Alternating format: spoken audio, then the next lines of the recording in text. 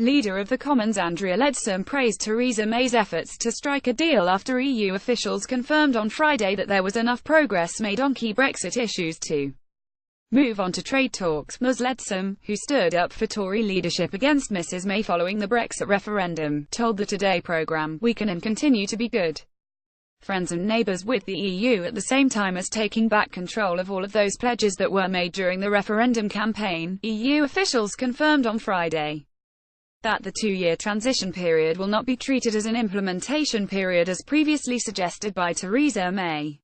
Ms Leadsom insisted the rules of the single market must be maintained during the Brexit transition period. She said, "But that's not the same as saying that we are not taking back control.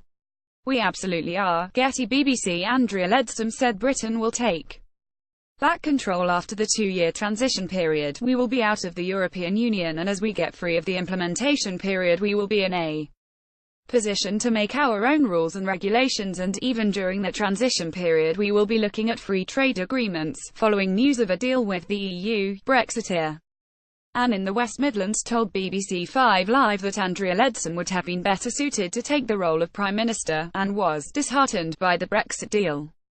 She said, "I think Andrea Leadsom should have been the Prime Minister and not Theresa May. I don't think she's any good. She was a Remainer and it should have been a Brexiteer that should have been the Prime Minister." Environment Secretary Michael Gove said that the deal can be rejected by the public if they vote for change at the next general election. He said, "The British people will be in control. If the British people dislike the agreement that we have negotiated with the EU, the agreement will allow a future government to diverge. By the time of the next election, EU law and any new treaty with the EU will cease to have primacy, a direct effect in UK law." Ms Leadsom said Mr Gove's comments were a statement of the obvious. She said it is the case in a sovereign parliament that the voters can choose to take a country in a different direction.